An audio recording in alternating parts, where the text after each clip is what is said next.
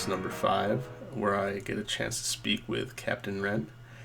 It's a bit of a different one today. With the current pandemic situation, it's been a bit harder than expected to schedule meetings and interviews.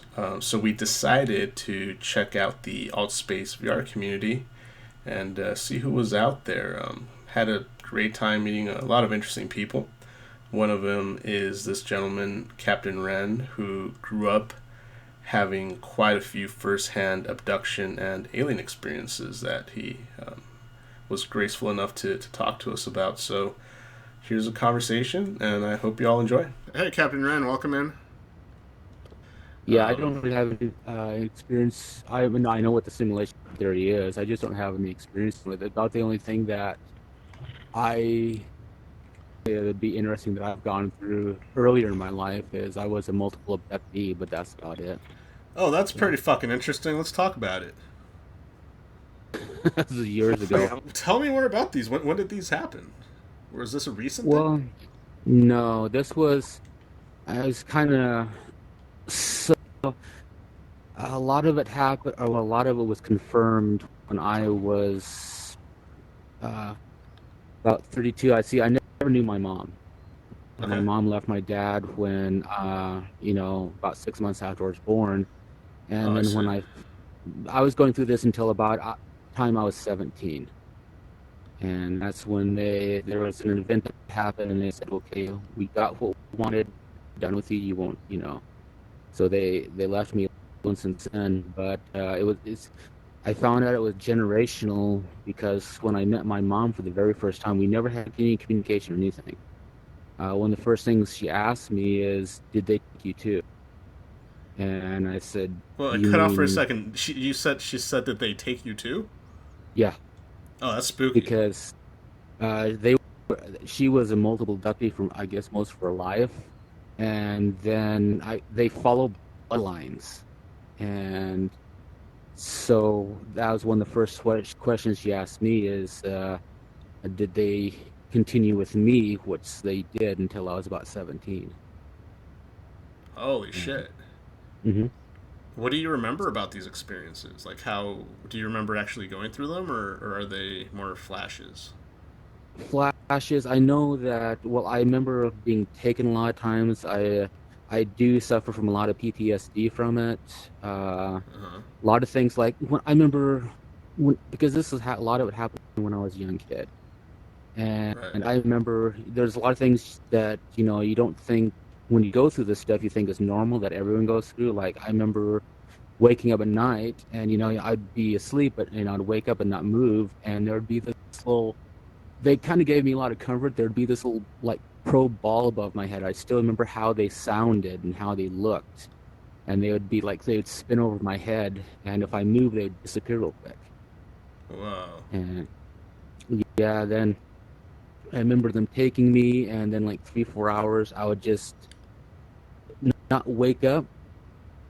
I would come back into consciousness and know that 3 hours have gone by, and I'd be like sitting in a totally unnatural position for me, and Right. so yeah, several times I remember, as I get older, I notice a lot of I'm remembering more like whatever they did to suppress those memories wears off a little bit at a time, and Mm-hmm. so more and more comes out.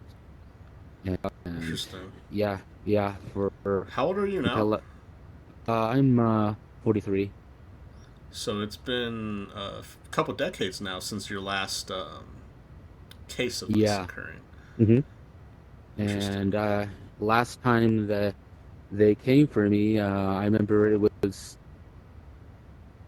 they have this thing where you know they're coming, and 3 days ahead of time I knew they were coming, and Oh shit. they yeah, it just like it's it's not that they're evil or anything like that. They're just very, very indifferent. The best way I can describe it is if you watch like our scientists when they go out and they tag an animal or something. You know, Mm-hmm. it's the same principle. They're very, very indifferent. You know, and Damn. we're just yeah, we're just basically animals to them. You know, it's a very, Right. very lot of indifference there. And like I say, it's not that they're evil or bad or monsters to come and take over the world like you see in every movie. It's nothing like that. Um, So you feel like but they're yeah, cataloging almost? cataloging, researching, uh, you know, learning about what this little stupid ball of dust is and these primitive little creatures, you know. All right. And so yeah, and the thing is there was more than just one race too. I do remember that. Huh. And so yeah, and like you see a lot of the pictures and stuff like that, they look like that. Okay, Uh, so I mean, what sort of, I guess, archetypes were you visited by? Was it like the Greys? Was it reptilian? you could What do call you them more remember? the grays. I mean, they were about the height of maybe a 12-year-old child. You know, they're Wow. about uh, quite slender for their compared to humans. You know, larger heads, but not like you see these great big huge marshmallows on top of the slender body. That's stupid. You know, they're Right. larger compared to humans, but I mean they're still quite proportional. Um, the eyes is one of the things that the most things stand out from them. I mean, if if you weren't going through this, like they have this way of just turning you off like a switch, and that's the worst feeling. Is I remember this, this thing touching me in the back of the head whenever they take me, and you turn off like a switch, Really? and yeah, I remember that it was like a long metal bar, and it's boom, and you're just gone. It's just like Fuck. someone flipped a switch, and you're just gone. And then yeah, it's that part isn't really cool, but the eyes are, if you weren't going through that experience, the eyes were actually quite beautiful. Because I mean Huh. they were large, but they were so deep dark, almost, well, they were almost wine, such a deep dark wine red that they were black. Okay, so almost like dried blood. Hmm. It was just, and they were so glossy and almost like there was a film or a glass over their actual eye, because it was so perfectly uh, deep dark red that it was almost appeared black, and you could see something floating underneath the eye, probably the Huh. iris or whatever, but you could actually see that movement underneath the eye. Holy shit. And, but yeah, and you see a lot of them, you can tell ages and stuff. Most of them look quite old. Um, I mean, you can see the wrinkles in the face and stuff like that, and they look quite old. Uh, Really? yeah, Their complexion was visible, huh? hmm That's the yeah, first time I've ever heard anyone mention that. hmm and like they're not really, they're not almost a half turtleneck. They'd wear a lot of them would wear a type of uniform, I guess, because most of them wore the same thing, Mm-hmm. and it was a darker color, long sleeve. The pants and everything were all made out of one material, but they were two pieces. If you really looked at them, you could see that they were two pieces, but they were the same material and same color. And they'd always come in that same, like, uniform, I guess. And yeah, it Huh. was something to go through. I mean, in a lot of ways, it scars you for life, and a lot of things, like I say, the PTSD stuff like that is quite real. I mean, there's still things that that I go through today, and I shut down, you know. But in a Right. lot of ways, I guess I say I'm glad I had the experience, because at least I'm one of the few actually know that, that there is actually something more out there, and Right. from a first-hand basis. And but yeah, um, No, I think that's a very valuable thing. It creates not just an open mindedness that a lot of people lack, hmm but I think it also makes you a little bit more powerful because you're able to understand that there's things out there. hmm I mean, it's like they say, right? If you don't believe in magic, you're never going to find it. You're never going to be able to perform exactly. it. So I think it's a similar thing in this regard. And man, that's amazing. I've never had anyone. I mean, I've talked to a few people about this sort of thing, but you're the first person that ever tells me that they actually had an aging complexion in their skin, hmm and that they wore things. I've always been hmm told a version where they're just smooth, butt naked creatures. I mean, Um, the uniforms and stuff, they're so tight against the skin, and when you're going through this, you're not really paying attention to details. Let's put it right. that way. So, I mean, it's very easy. I mean, especially when you're going through that. It's the most, especially as a kid, it's insanely traumatic. Yeah. So, your brain doesn't really comprehend a lot of stuff. You know, it's so skin tight that, yeah, a lot of people think that it was part of their anatomy, I guess, but it wasn't. They do wear clothes.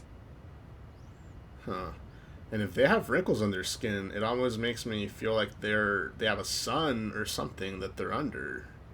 hmm Um, that's wild to even consider, and that's what you really got me thinking now. If these people are, I mean, these entities are aging, I mean, it's usually due to the sun or some sort of radiation source in their atmosphere. hmm So it's well, yeah, that's something to think about. I Fuck, mean, man. they're beings the same as we are. I mean, they're not hybrids or not robots or not any of that other stuff. They're just beings the same as we are. They're just from someplace else. Interesting. And You mentioned how there's multiple races and all that. You say they're all just like us. So do you mean that they were at some point where we are and have moved forward, or what do you mean? I think so. I mean, I do remember seeing, uh, having interactions with, you know, other creatures from other races, and that was very well known. And, but yeah, I mean, it's the same progression. And I mean, especially if you listen to the teachings of like Michio, which is one of my favorites. We're a grade zero civilization, as he puts it, and these are family of entities that are probably a grade two or three, one, two, or three, Right. and you know, so it would be a natural progression. You know, we all have to Hmm. start out somewhere. We all have to learn. We all have to grow. They were just lucky enough to get past that adolescence, I guess you could call it. Right, right. Whatever the early stages are, or as he puts it, the zero stages. Yeah. Interesting, man. Interesting. A lot of people seem to, subscribe more to the thought of them being completely out of worldly. But I do find it a lot more interesting to explore an idea in which they are just a part of this same universe. They just travel more. They can warp drive, or they can whatever it is that they're doing to move hmm from space to space. Do you? I mean, you're mentioning these experiences. Was it something that you were leaving this Earth for, or I mean, is that something you can even recall? I mean, when they did what they did, they would take me from wherever I was. I remember several times because me and my family a lot on like, and my dad had this van, and the back doors would be open because it'd be hot, and there'd be a bed back there. They would always camp in, and just example of how they would take you. I remember this one time waking up and then just seeing these two head pop up, and I knew who they were, uh, and I do know that I was taken from that bed and taken to someplace else, which I'm guessing is probably aboard their ship. After all this time, have you ever seen like signs around that they're still here, or has it been like a complete ghost on their part? Uh, it's not frequent, but do, you know, I do get hints of them still like watching me. They like a tagged animal. They're always watching you. They always know where you are, what you're doing. I'm just tagged too, and so I know they Interesting. always know where I'm at, what I'm doing, and they've just stepped out of the taking me part. After they said they've gotten what they wanted from me, and now I'm free to live my life, and they won't take me anymore, and which was such a relief in a lot of ways. Like, you remember them saying this to you, or Yes, communicating it? well, communicating it. I mean, I don't know if it's a national ability they have, or if it's something within their technology, but it's the best way to we could communicate, or the best way we could describe it would be uh, telepathy. I just know what they want me to know. It's not really so much I can hear their voice so much in a lot of ways, even though I could hear a voice, but it's almost a pure form of communication. I get the full intent of the words behind it. Interesting.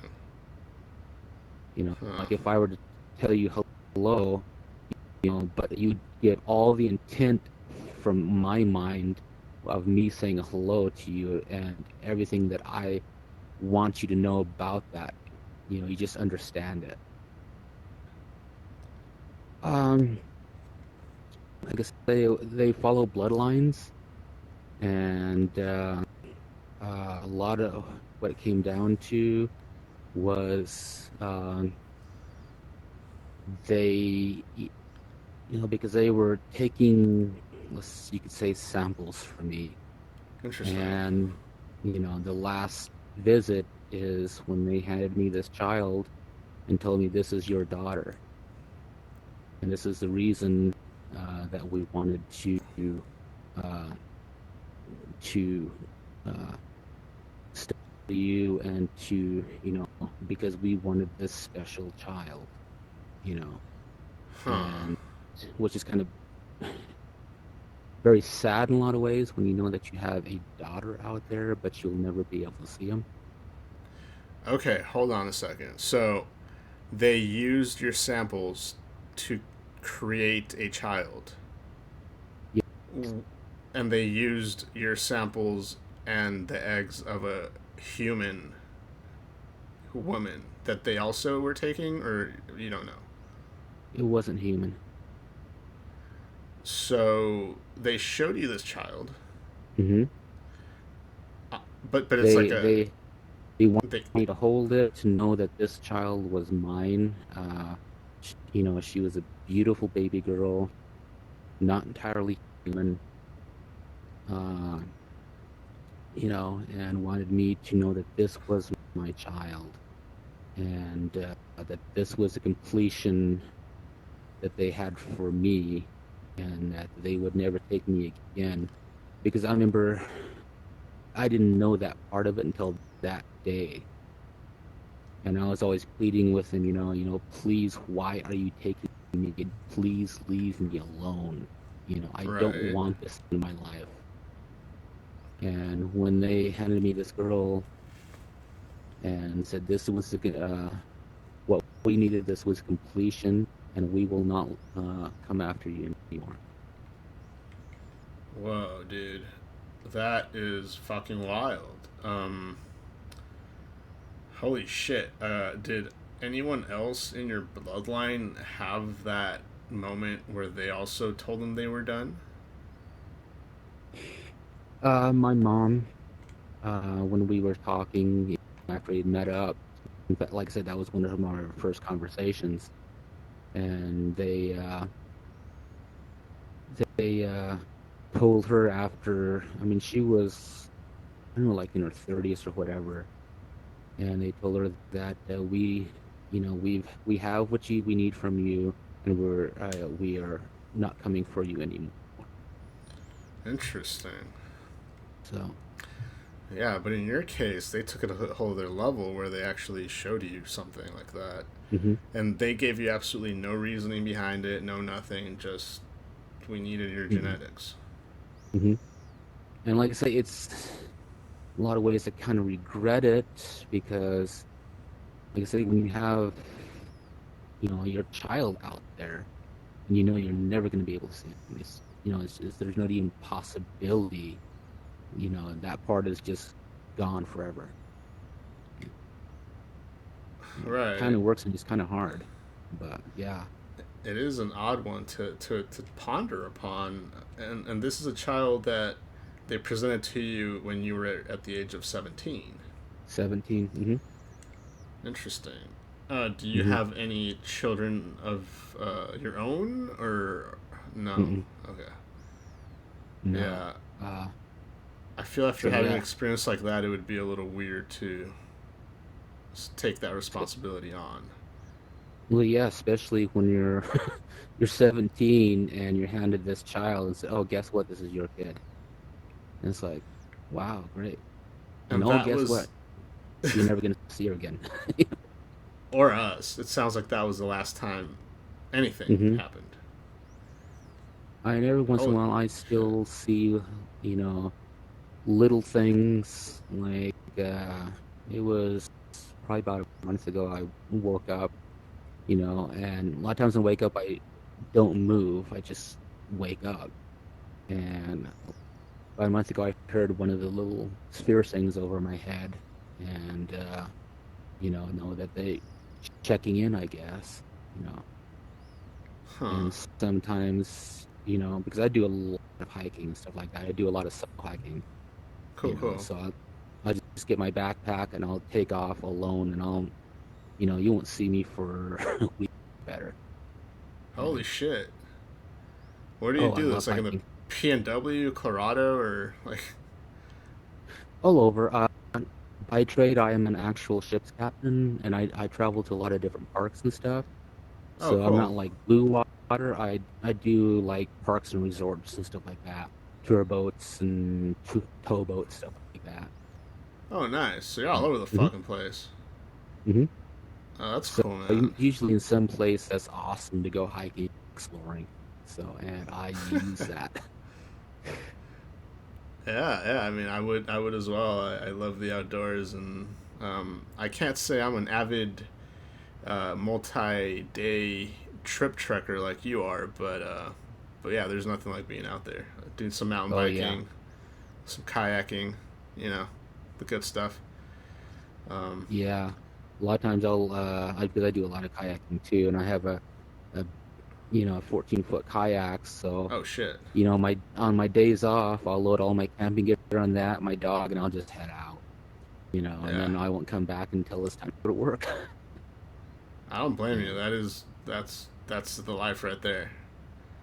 it's pretty awesome. Kayaking with the pup. Mm. Nice, man. Nice. What sort of a dog is in your family? um, she's a very rare breed. She is yellow lab and spoiled brat. Oh, okay. I got one that's half of that too. Little English bull terrier, spoiled brat. Yeah, she's ridiculous. Yeah, Uh, all my fur babies were rescues. I was actually camping many years ago, camping out in the middle of Nevada desert. This white truck uh-huh. came up, dumped her out, and drove off. What the fuck? And yeah, I think what happened is she came into her first season and she wasn't fixed. They didn't want to deal with it, so they just dumped her out in the middle of the desert. That And kind of shit, bro, is just so fucking inhuman. Um, hmm I can't even like put words on how fucked up something like that is, especially for a dog, dude. Like, if they're at that age, they've already made you their pack leader. Like, they've hmm already made you the thing they love, you know. And that abandon, that betrayal, I cannot even imagine what they feel. hmm just So complete betrayal. that's so fucked up. That's good on you, man. Good on you. I mean, I would have done the same thing. That's can't let Yeah, that I mean, kind of shit fly. I'm a huge animal freak. In fact, I've got one. I just saved and rehomed like three turtles. Nice. I've got a spoiled brat cat now that where I was working, they had got a cat for a companion for the season. They left and they didn't take the cat with them because they didn't want the responsibility. What the fuck, And dude? turned her out and for basically the coyotes to eat. And absolutely amazing cat. A spoiled brat Maine Coon, an amazing cat. Well, one thing you might think would be actually kind of fun too. Many years ago, when before I got into doing boats and stuff like that, uh, I actually was a psychic counselor for. I read tarot, and I actually work for Psychic Power Network. I used to have quite a good following. My actual stage name was Jonathan Wolf. Yeah, used to have quite a good following when I worked for Psychic Power Network, and then when I branched off a little bit, and it was pretty fun. I always preferred reading for people live because when you're doing it, like Psychic Power Network over a phone, it kind of got boring and you could never make the connection. But it's always awesome when you have someone sitting across the table from you and you get their reactions and stuff like that. And I used to scare the crap out of people. So how long did you do the psychic gig? I worked for Psychic Power Network for about years, and about 2 to 3 years before that, just going to fairs, parades like that, and then getting kind of a little bit of an online presence. And then I hired in with Psychic Power Network, and yeah, I kind of got burnt out after Psychic Power Network. Every reader, we always dread getting what we call the call, and Right. fortunately, because I mean, when you a phone psychic really is nothing more than a poor man's psychiatrist, someone from them to talk to, get stuff Okay. off their chest and stuff like that. And unfortunately, when you get into that level of stuff, a lot of times you'll get some people who, are suicidal or drug issues and stuff like that, and they're looking for guidance. Right. And working for Psychic Power Network, one of their policies is if you get one of those calls, regardless, you have to hang up right then. Yeah, and if you don't, I mean, you lose everything. I mean, you're fired, everything, your clientele, everything is just gone. And we work pretty hard to get that clientele. Right. And it's kind of something too when you're a psychic counselor. Your group of people are like stupid loyal. Like, they won't go to anyone else. You are their reader. You know, Okay. you're using like I mean, Psychic Power Network was actually one of the bigger phone psychic ones. They had like TV spots and stuff like that, and so we had a good promotional aid. And when you get into them, when you're a fresh prognosticator, you're put on a free ring. So one of their things is the free, and then after that it was $1.99, and which I Huh. got. Uh, what did I get? I think I got something like $1.20 out of that. Per So I mean, minute? my cut was pretty good per minute. That's not bad. It's some of the paychecks can be pretty good. Oh wow. And if you can keep them on there for like 45 minutes, and uh, yeah, and you're doing that as long as you want to take calls. I mean, you can go, 24/7 if you want to, you know, because you log into your account and you hit that you're active, and that puts you up that you're available to be called.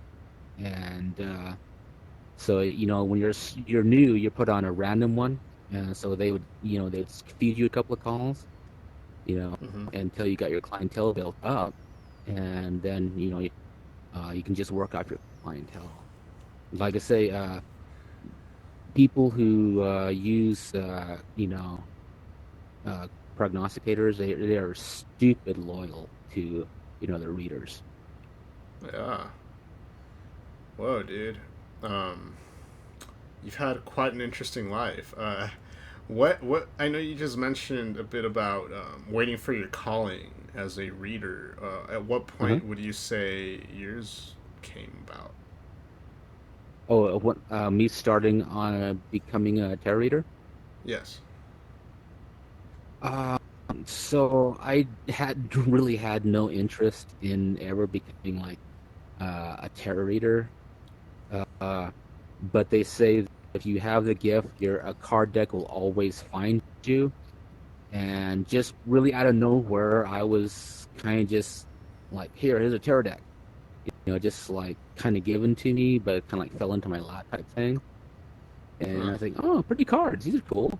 But I found that I actually had a rapport with them, and that every reader has this thing where they have to have a rapport, and their cards actually will talk to them. That your cards will have a personality, and I actually, have a good rapport with my cards, and so I was like, well, this is actually there's something to this.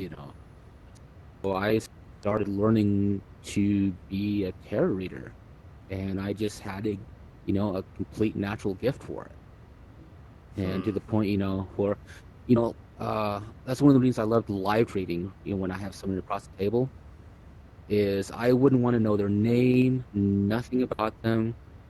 Just sit down. I'll have you touch the cards and let me read. And they are like, "How did you know that?" I freak them out bad, because I didn't want to know anything about them. Just let the cards tell me about you. Interesting. And Huh. See, yeah, it that's was it was fun. And how long has it been now since you stopped doing that professionally? Probably about 8 years, because I had been working on docs and stuff like that for about 7 years. Oh, okay. And my Huh. most of my life, my main profession revolved around computers. In fact, I alone was CSS. Right. I was Coding. a private computer consultant. So I'm lone wolf, so private. And then CSS was computer sales and service. So I've had that account for years, and Interesting. so I've had a pretty good business and stuff going. Just working for myself, nothing fancy, nothing, just just doing computer build-ups, and stuff like that. And what kind of ended it and got me into this, and of course, reading stuff like that was always kind of a side thing until there for a while it actually became kind of took over, because I mean I was making pretty good money with it. Uh, but my dad uh, got ill, and I also had to take care of, about the same time I also had to take care of both my grandparents. Hmm. So it was with me, family comes first. So I didn't. It was my business, I guess you could say. It was just me. I was completely sole proprietor, and I didn't have like an office or anything like that. So it was just close it down, take care of family for about 6 years, until my dad was the last one to finally pass away. Sorry to hear And that. after that, I've been so many years out of the tech business, and it's like, you know what? Screw it. I want to do something fun. Hell yeah, man. So I started working uh, on docks and stuff like that. I actually bought a boat, moved aboard the boat, lived aboard the boat for many years, started working on docks, got all my time through all my classes, got my certifications, became a full-fledged captain, just hopping parks and kind of living, life because I wanted to do something fun for a while, and it's pretty fun. Yeah, no, it sounds And like it. so, You're traveling, camping, kayaking, fucking living the yeah, life, man. yeah, yeah. People who get into that lifestyle, that trade. I know a lot of people who do the exact same thing. Jump parks and just it doesn't. I know people like me being a captain that do hop parks. I know a lot of people who do like trails and stuff like that, ATVs and stuff, and they just hop to their specific areas. But they go all over, just living just an amazing life. And So no, congratulations, man. It seems like you've reached the spot where you're where you need to be, and that's really awesome. yeah. And now I'm kind of to the point right now that I'm trying to maybe look either for my next venture or continue on skippering or whatever, because being a skipper, I mean, you actually make really good money. And uh, so I've paid off all my properties, I've got my nice place, I've got all that other stuff. So everything's paid for. And thought about, because I do kind of miss doing the entrepreneur thing. And I had two plans: either go buy another huge boat, go either to the Caribbean or Alaska, and just kind of say Sagahachi to civilization for a while because it hasn't really been that awesome. Yeah, And or start up with just a small little business to put along with. And yeah, man. Well, you got the skills and you got the fucking drive, obviously. So, um, I'm sure whatever you choose is it's gonna be proper, bro. yeah, I guess it's just finding what works best for right now. And I it's so hard to make plans and with everything going on that just like I'm just right now I'm just kind of floating along and seeing what 2021 brings, and maybe start making plans in 2021. Right now I'm just 2020 is just survival mode. Oh, I feel that it's not the best time to try to start anything. Mm. Like God knows if we're actually gonna have a civil war in a month and a half. So, we yeah, I feel you, bro. I've been the same way. Just taking her steady till the next year rolls through. Exactly. The only thing I can say is I've been lucky enough to, especially working Parks and Rec. I'm in a little itty bitty teeny hotel, 3 hours from any place, and I've been able to stay working that entire time. So I've been in a place where no one goes and still able to make a paycheck. So life isn't bad. Oh, not at all. That's the dream right there. Staying away from the bullshit and getting paid. Usually, it's one or the other. Mhm. So Oh yeah, yeah. I've been definitely lucky there. And you hear people live in houses and stuff like that, and or yeah. So I definitely been blessed there. J, I just noticed you there, buddy. Hi, I didn't want to interrupt you. I'm just moseying through the internet, and I was just Yeah. listening. That was an amazing story. I just didn't Well, dare thanks. interrupt you. I didn't want to interrupt you. I'm just a guy who wants to escape, you know. Well, for me, it was just like I'm just gonna hang out in AltSpace and see what happens. And this is All so space is a great community. amazing. It's really cool, and I'm just like, I like how people treat each other with respect, and I really, it's very uplifting. It's a good place to be right now with all the other shit going on. It's nice to come to places like this. You know? AltSpace is one of the few VR communities where you actually have respect amongst people. You actually treat people like there's actual people. Yeah, no, I get that vibe, and that's why I plan on, like, I'm gonna get a headset, and I'm gonna bring my friend, and we're gonna hang out, and I just got to get the technical glitches out of my PC. So like, I can't use my hands. All I can do is turn my head. That's about it. Nice. I But had no idea but AltSpace could work on just like a desktop. yeah, it's a 2D piece. They call it 2D mode, and I just the only reason I knew about it, I was looking at up Burning Man, and I found Oh, out that they were huge. doing the BC VR, and that's what got me into it. And I was amazed at the art installations. It was really cool. Oh, they're beautiful. Yeah, Absolutely that work was hard. so. I've never been in that. I haven't done anything else with VR, so this is my first. But this kind of stuff is what I'm not as excited about gaming as I am about this stuff and the potential. It's cool, Right. really cool. Oh, there was one cool thing in one of the Burning Mans when they were putting the worlds and stuff together.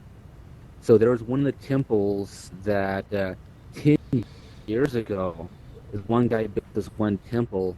They actually brought the guy into alt space and recreated everything, his original temple from 10 years ago, in every detail, That's amazing.